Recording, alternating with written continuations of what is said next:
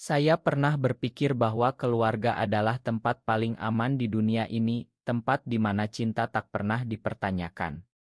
Sampai hari itu tiba, hari ketika ibu sendiri meninggalkan saya di tengah keramaian Bandara Soekarno-Hatta, hanya karena saya terlalu gay.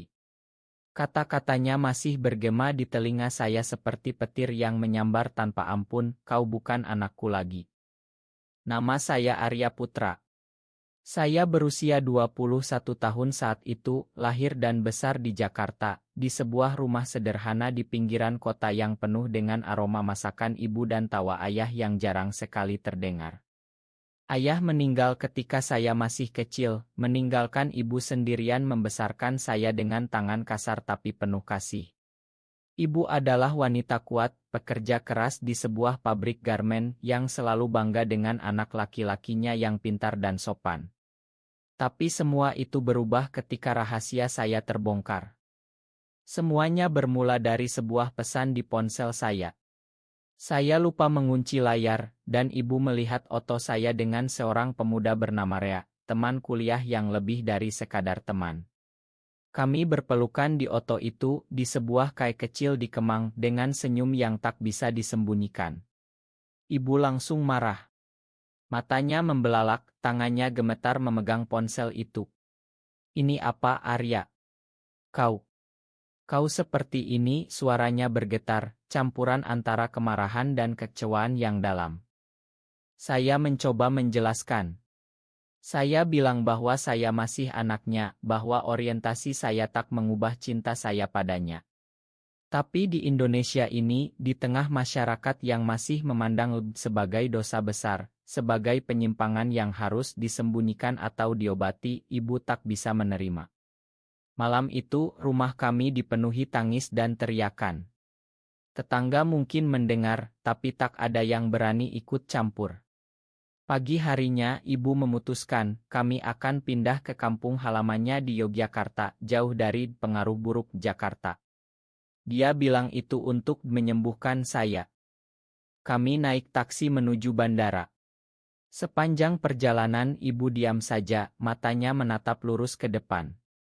Saya duduk di sebelahnya, hati saya hancur berkeping-keping. Di terminal keberangkatan saat kami sudah check-in, ibu tiba-tiba berdiri. "Arya, ibu tak bisa. Kau terlalu seperti ini. Ibu tak sanggup membawamu pulang ke kampung, nanti malu sama keluarga besar." Air matanya mengalir, tapi kata-katanya dingin seperti pisau. Dia meninggalkan tas saya di lantai, berbalik, dan pergi tanpa menoleh lagi. Saya terduduk di sana, di tengah lantai marmer bandara yang ramai. Orang-orang berlalu lalang, membawa koper, tertawa dengan keluarga mereka. Saya sendirian dengan tas ransel kecil berisi pakaian dan sedikit uang. Ponsel saya mati karena baterai habis. Saya tak tahu harus kemana. Air mata saya jatuh tanpa suara, tapi di hati saya ada rasa sakit yang tak terlukiskan. Apakah ini akhir dari segalanya? Apakah karena saya mencintai sesama jenis, saya tak layak punya keluarga? Bandara Soekarno-Hatta pagi itu cerah, sinar matahari menyusup melalui kaca besar, tapi bagi saya, dunia terasa gelap. Saya bangun, mencoba mencari tempat duduk. Di sudut terminal Tilu, dekat area tunggu, saya melihat seekor anjing Golden Retriever duduk sendirian, dengan kalung bertuliskan Demak. Anjing itu menatap saya dengan mata coklat yang lembut, seolah mengerti kesedihan saya. Dia mendekat, menggosokkan kepalanya ke kaki saya. Saya membungkuk, mengelus bulu emasnya yang lembut. "Kau juga sendirian ya?" bisik saya. Tak lama, seorang pemuda mendekat, mencari anjing itu. "Mak, kau di sini?" serunya. Pemuda itu tinggi, berbadan tegap, dengan senyum hangat yang membuat hati saya berdegup aneh. "Namanya Dio Pratama," katanya. Dia seorang dokter hewan muda yang baru saja kembali dari Bali, dan Ma adalah anjing kesayangannya yang lepas saat transit. "Maya, kalau dia mengganggu," katanya sambil tertawa ringan. Tapi Ma tak mau pergi dari sisi saya. Dio duduk di sebelah saya, bertanya kenapa saya sendirian. Saya ragu, tapi entah kenapa saya cerita semuanya. Tentang ibu, tentang rahasia saya, tentang rasa sakit yang baru saja menimpa. Dio mendengar dengan sabar, matanya penuh empati. Di Indonesia ini masih sulit ya untuk orang seperti kita, katanya pelan. Tapi kau tak sendirian, Arya. Saat itu saya baru sadar bahwa Dio juga seperti saya. Ada tatapan hangat di matanya yang tak bisa disembunyikan. Kami berbicara berjam-jam di bandara itu, tentang hidup, tentang mimpi, tentang bagaimana masyarakat masih menutup mata terhadap cinta kami. Ma tidur di pangkuan saya, seolah menjadi jembatan antara dua hati yang kesepian. Hari itu berakhir dengan Dio menawarkan tumpangan ke rumahnya di Tangerang, tak jauh dari bandara. Setidaknya malam ini kau punya tempat berteduh, katanya. Saya mengiyakan, hati saya mulai merasakan kehangatan yang lama hilang. Tapi saya tak tahu bahwa anjing yang menemukan saya di saat terpuruk, menyimpan rahasia besar yang akan mengubah segalanya. Malam itu, saya tidur di kamar tamu rumah Dio di sebuah perumahan sederhana di Tangerang. Rumahnya kecil tapi hangat, penuh dengan buku-buku tentang hewan dan oto-oto sejak kecil. Dio tinggal sendirian, orang tuanya di Surabaya, dan dia bekerja di sebuah klinik hewan di Jakarta Barat. Aku juga pernah merasakan yang kau rasakan, ceritanya saat kami minum teh di teras belakang. Bulan purnama menerangi wajahnya, membuatnya tampak lebih lembut. Dio bercerita tentang masa remajanya. Dia sadar orientasinya sejak SMA, tapi keluarganya konservatif, ayahnya seorang ustaz kecil di kampung. Saat rahasianya terbongkar karena sebuah surat cinta yang salah alamat, ayahnya marah besar. Kau harus berubah atau keluar dari rumah ini, kata ayahnya.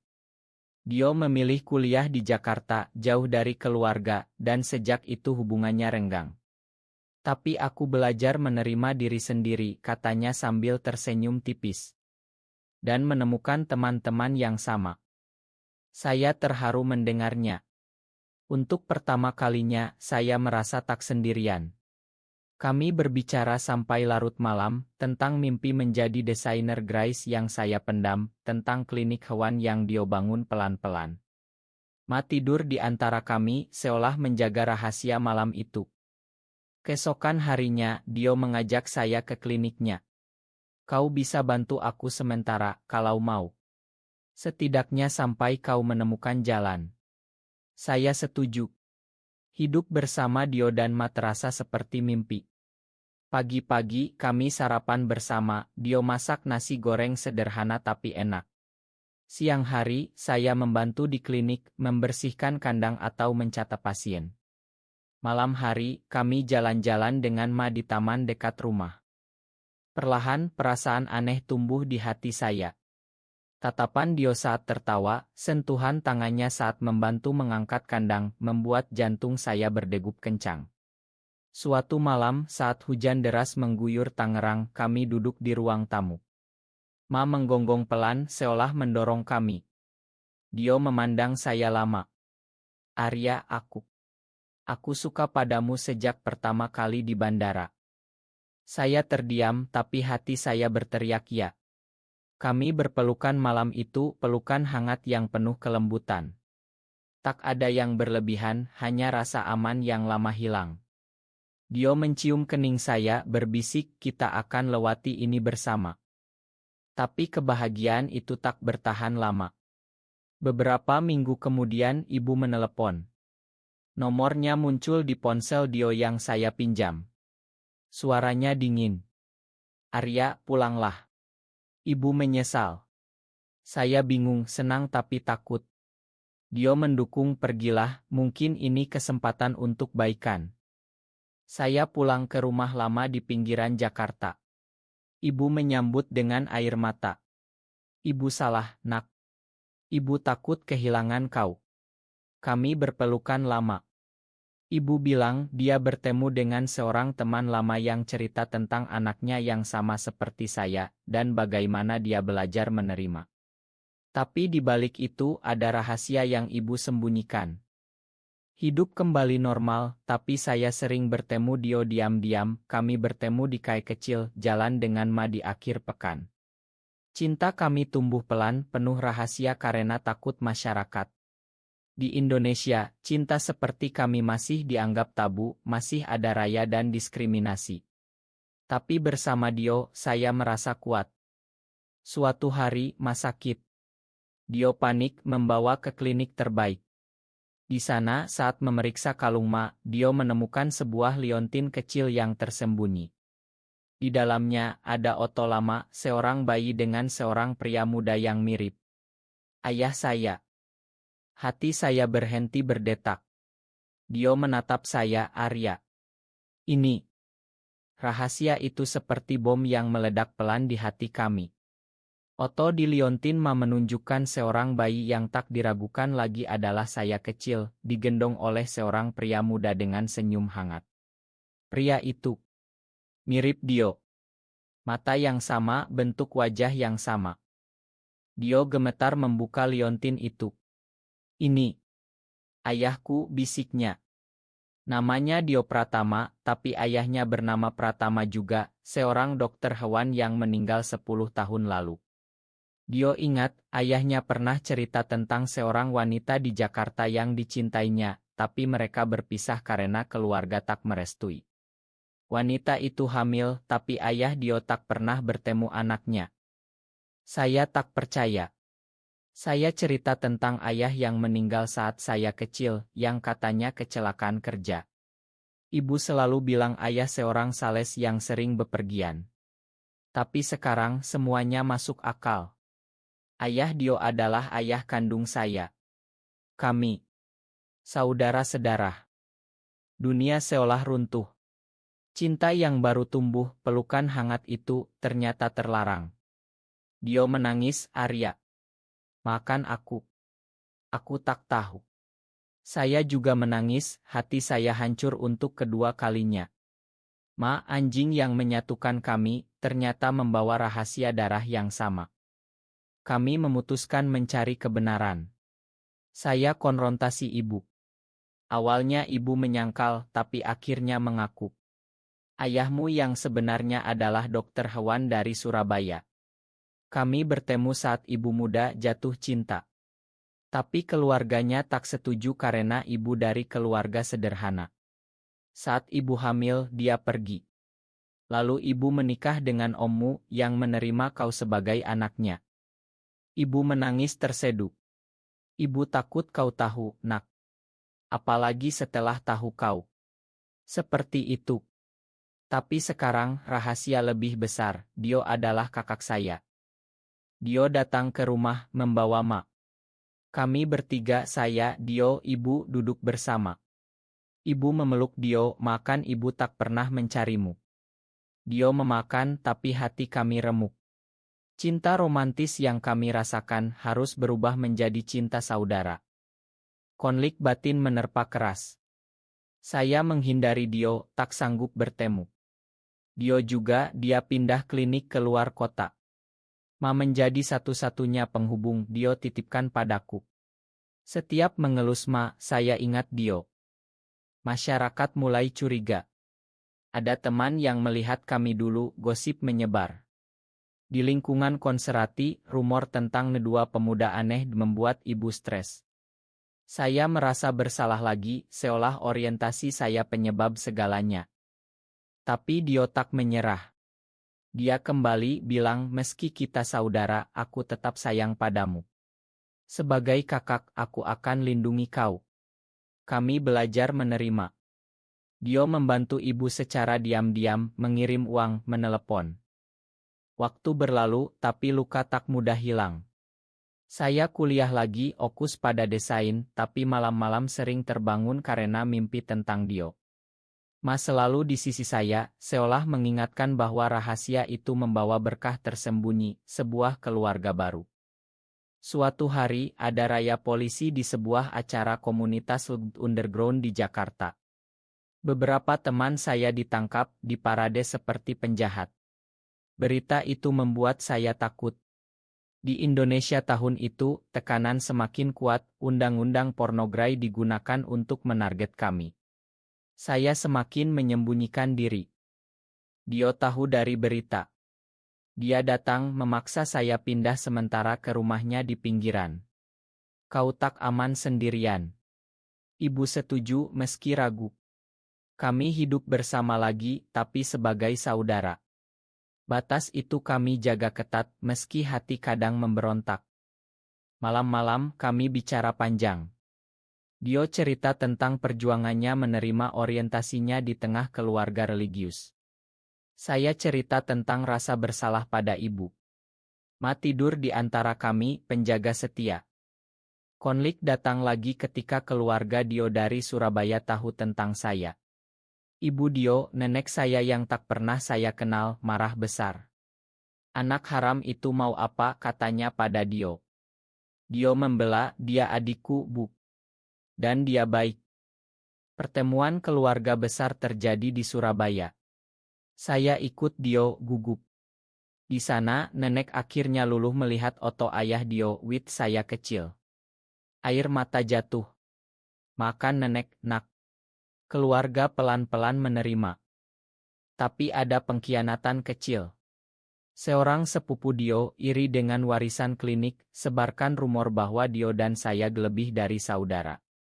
Gosip itu sampai ke ibu, membuatnya sakit. Saya marah pada Dio, kenapa kau bawa aku ke sana? Kami bertengkar hebat. Dio bilang, aku ingin kau punya keluarga lengkap. Saya pergi, tinggalkan Ma pun. Sendirian lagi, saya jatuh ke lubang depresi. Tak makan, tak keluar rumah. Ibu khawatir, tapi tak tahu cara membantu. Hari-hari gelap itu terasa abadi. Saya berhenti kuliah, hanya baring di kamar, memandang langit-langit. Ibu mencoba bicara, tapi saya diam, rasa dikhianati oleh hidup, oleh cinta terlarang, oleh rahasia Ma, membuat saya menyerah. Tapi Ma tak mau menyerah. Dio datang dengan Ma, memaksa masuk. Ma melompat ke tempat tidur, menjilat wajah saya. Dio duduk di sisi, matanya merah. Arya, makan aku. Aku salah karena memaksa. Tapi aku tak bisa hidup tanpa tahu kau baik-baik saja. Kami bicara lagi, kali ini jujur. Dio akui perasaannya dulu lebih dari saudara, tapi sekarang dia belajar mengubahnya menjadi perlindungan murni. Kau adikku, Arya. Aku akan selalu ada untukmu. Perlahan saya bangkit. Dengan bantuan Dio, saya kembali kuliah. Kami dirikan sebuah komunitas kecil untuk di Jakarta, diam-diam membantu yang terbuang seperti saya dulu. Ma menjadi maskot, anjing terapi yang menghibur banyak hati luka. Ibu berubah total. Dia ikut kelompok orang tua yang mendukung anak, belajar bahwa cinta tak salah. Ibu bangga padamu, nak, katanya suatu hari. Tapi badai datang lagi. Klinik Dio diserang kelompok intoleran karena rumor lama. Dio terluka ringan tapi semangatnya tak padam. Kami semakin kuat bersama. Saya temukan cinta baru, seorang pemuda bernama Bayu yang Dio perkenalkan dari komunitas. Bayu lembut, pengertian. Dio tersenyum melihat kami meski ada sedikit kesedihan di matanya. Akhirnya, setelah bertahun-tahun, kami menemukan kedamaian. Saya lulus kuliah, bekerja sebagai desainer, hidup terbuka dengan Bayu meski masih hati-hati di masyarakat yang perlahan berubah. Dio menikah dengan pasangannya, seorang dokter juga, dan mereka adopsi anak. Ibu tinggal bersama kami bergantian, menjadi nenek yang penuh kasih untuk Ma yang sudah tua. Rahasia Ma, liontin itu, kami simpan sebagai pengingat bahwa hidup penuh kejutan, bahwa dari pengkhianatan dan patah hati, bisa lahir keluarga baru yang lebih kuat. Suatu sore di taman, kami semua berkumpul, saya, Bayu, Dio, pasangannya, ibu, dan Ma yang berbaring tenang. Matahari terbenam indah, seperti di bandara hari itu. Saya tersenyum memeluk Bayu. Dari ditinggalkan karena terlalu gay, aku menemukan cinta sejati dan keluarga yang menerima. Hidup tak sempurna di Indonesia ini, masih ada diskriminasi, masih ada raya sesekali. Tapi kami bertahan dengan cinta yang dalam, dengan kemanusiaan yang tak pernah padam. Menutup mata selamanya malam itu, tapi warisannya abadi, dia yang menyatukan kami, yang membawa rahasia besar menjadi berkah. Saya pernah berpikir keluarga hilang selamanya. Tapi ternyata, keluarga bisa ditemukan di tempat tak terduga, melalui anjing setia dan hati yang terbuka. Cinta dalam bentuk apapun selalu menang.